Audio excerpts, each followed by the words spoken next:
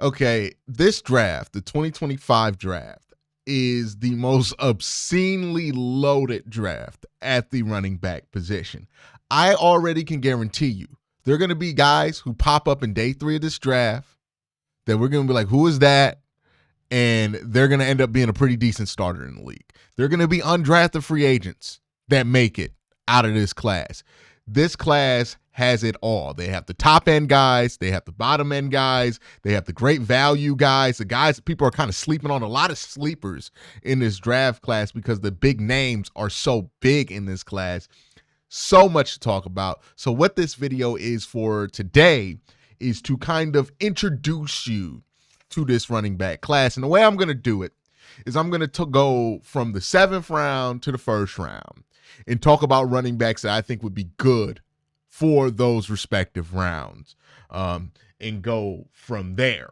All right, so let's start with the 7th round, and the guy that I have listed here is Donovan Edwards. Now, he's a pretty big name to be talking about in the 7th round. This is somebody who burst onto the scene in 2022 with nearly 1,000 yards, had a pretty bad 2023, and then followed it up with a pretty average or below average 2024. You might know him from being on the cover of College Football at 25. If you're wondering who number 7 in Michigan was, if you bought the game, that's Donovan Edwards. Good athlete, right? Great burst. I think he has those things, and you saw that in the playoff run for Michigan when they won the national championship in 2023. Just a lack of consistency and just overall improvement from Donovan Edwards puts him at the bottom of this class. This is somebody who people thought would be at the top of this class in 2022. He's all the way at the last draftable position here. And it's partly because he hasn't improved, but it's also because this class is just so strong underneath him. Let's go with the 6th round, guys. I like Damian Martinez out of Miami. He is a big-bodied, bruising running back. You kind of see that he really was instrumental to Miami's success this year, on top of Cam Ward, obviously, with his ability to move the chains and just get you 5-6 yards. How effective will he be in the NFL? I don't know. Probably like a Samaje Perine, right? A short yardage back, somebody who can help you and stay on teams as a backup or as a third guy. But I think there's some value there with Damian Martinez. I have no idea how to pronounce this young man's name, out of Virginia Tech. He's the next running back we're going to talk about, 6th round guy, Baishul Tootin. I hope I got that right. He is a dynamic athlete. He is a tremendous back when it comes to his production last year. I believe he was in the top 20 in running backs, averaged about 105 yards a game.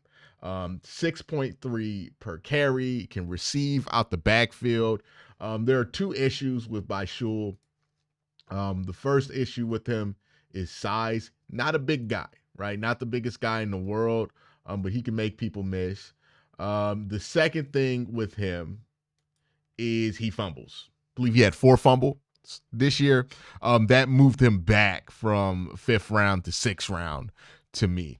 But yeah, Damian Martinez, Baishul Tootin. Hope I got that right. If I didn't, please give me the phonetic pronunciation down in the comment section down below. But yeah, like him a lot. 5th round guys. Dylan Sampson is another running back who has the fumbles, but he just has really good vision. He's going to get you positive yards on 1st down if you run him in the NFL. Not the most explosive athlete in the world, not the most dynamic guy, but if you need somebody to come in there and get you a couple of yards on 1st or 2nd down, Dylan Sampson is your man as long as he holds on to the football. A Kyle Monagai out of Rutgers is, I think, a very underrated, very interesting running back. Really good contact balance, super quick, really shifty, breaks a lot of tackles, good vision, home run hitting ability from him. He averaged 5 yards a carry in college, 5.2 and 5 his last 2 years, has had 1,200 yards both of his last seasons in rushing yards. Not much of a receiver out the backfield, only 38 career receptions at Rutgers. So you have to factor that in. He's not going to be very effective for you if you're looking for him to play that kind of role. But a guy who has a nose for the end zone, plays much bigger than what he is. He's only 5'9", 200, or at least he's listed at 5'9", 200. But if you watch him, he doesn't feel like 5'9", 200. Somebody to keep your eye on. I think he could be a potential steal here in the 5th round. Trevor Etienne is another 5th round guy. This one, you've watched Georgia football. You know who his brother is, Trevor Etienne. My best comp for him is somebody like Jerome Ford, right? Like a good receiving back, somebody who can finish a big play if you block it up correctly, but not somebody who's going to manufacture a ton of big plays at the next level.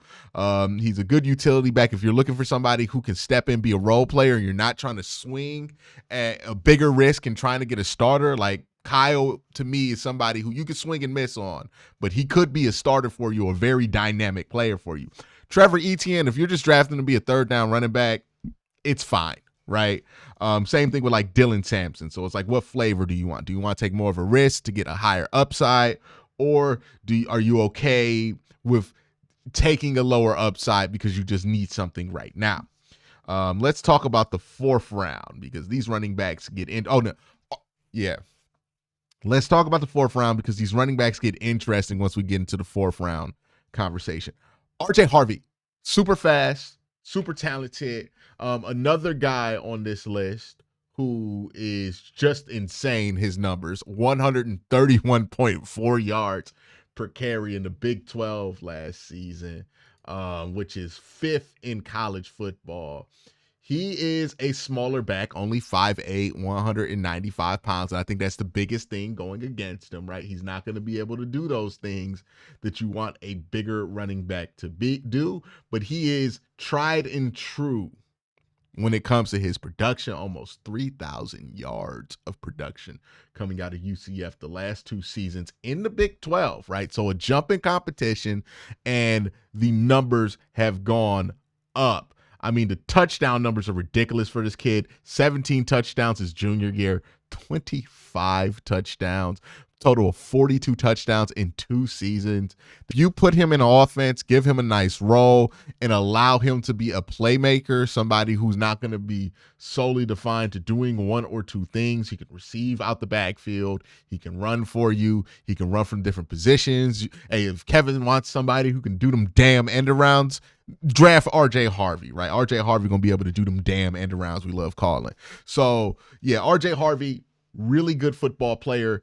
And look, I know people look at him, see a smaller guy, see the speed, and think, oh, his style's not going to be sustainable in the NFL. He's going to cut everything outside. He does a good job of navigating through traffic with his speed that he has. So I like RJ Harvey. Another running back I like a lot, Jordan James. I love how he navigates space, really sees things very well. Good vision, good contact balance, somebody who has a nose to go upfield. That's another thing I liked about Kyle from Rutgers, because he had that nose to go upfield very often. I like a lot of these running backs. We talking about 5th, 6th round guys right now, 4th round guys, and I'm getting excited just thinking about it.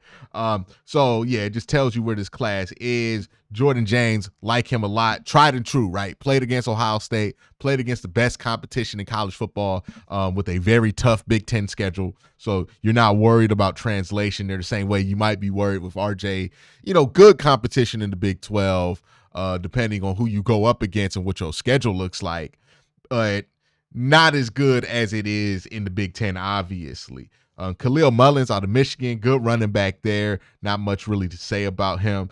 You guys know him. You've watched him at Michigan. Ollie Gordon is a fun one, because if you only played the video games, you are wrong about what this man is good at. Ollie Gordon is a big body at running back, right? He plays like a scat back at times, like he's a quicker guy with big feet.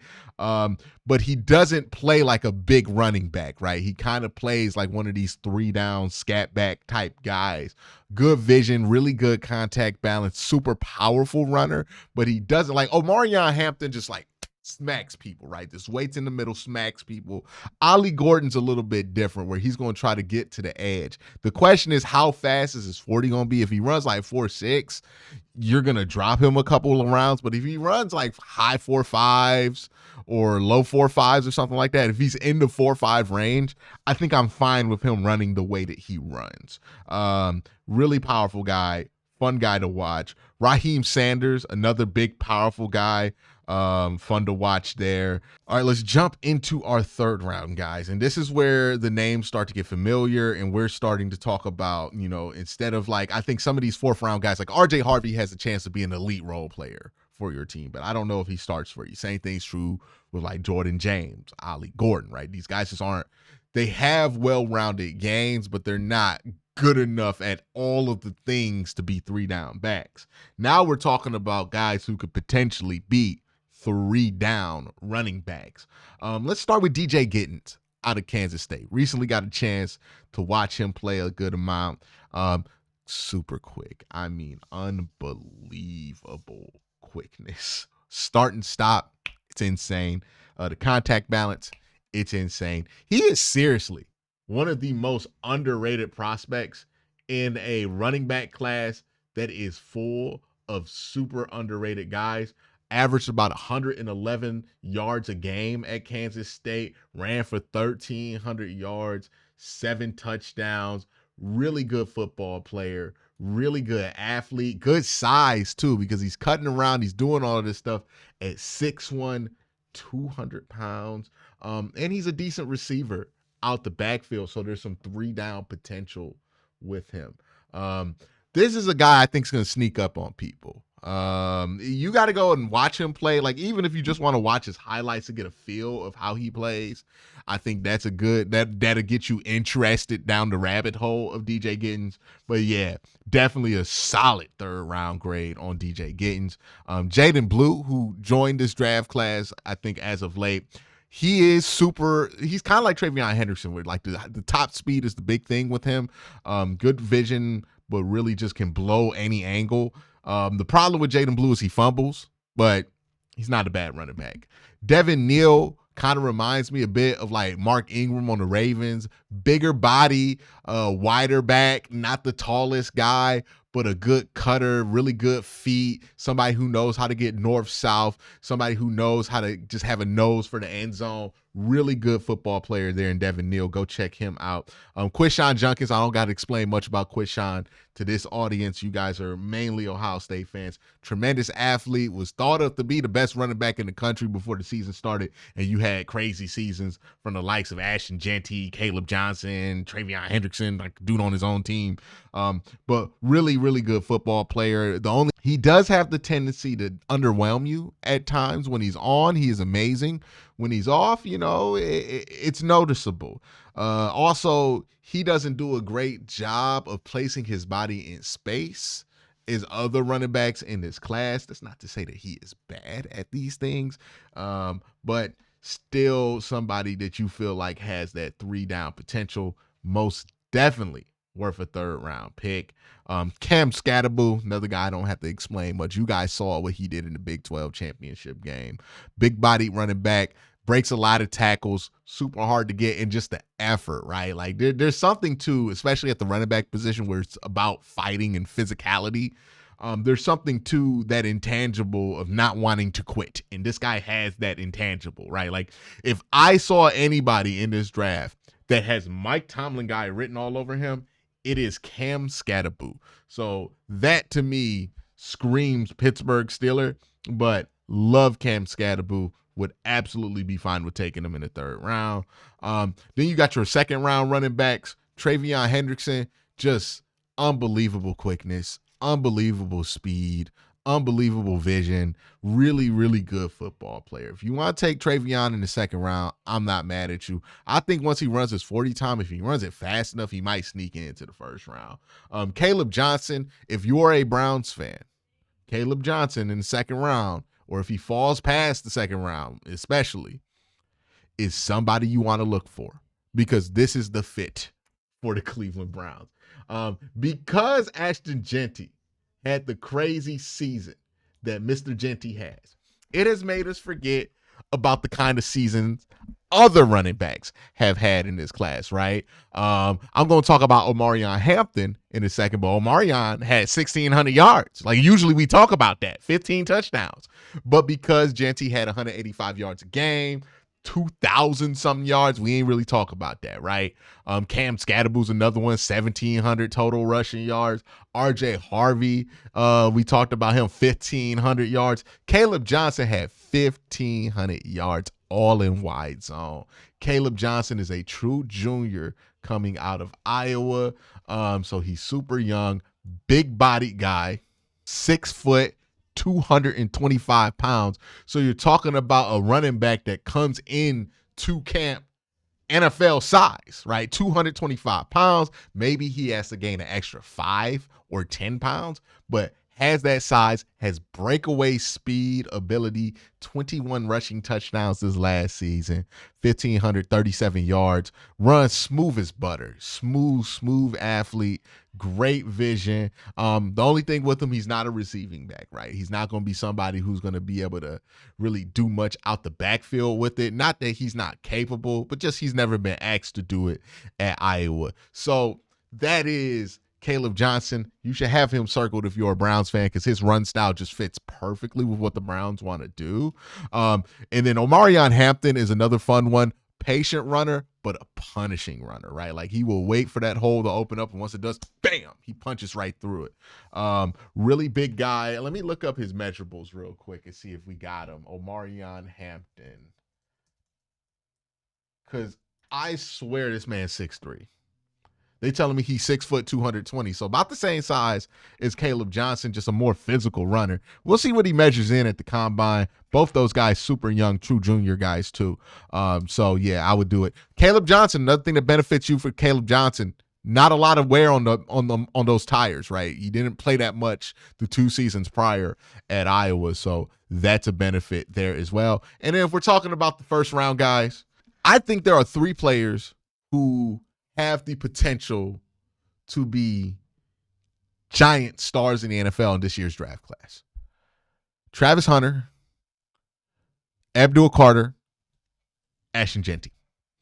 Those are 3 guys who their potential, their ability to be the best at their position stands out amongst everybody else, right? The comps for these guys are different than everybody else, right? When we talk about Travis Hunter, we're talking about legendary guys we're comping to him, right? Same thing with Genty. We're talking about LT that we're comping to him, right? When we're talking about Abdul Carter, we're talking about Von Miller. We're talking about Micah Parsons, right? 2 of the best players at their positions at a certain point in time.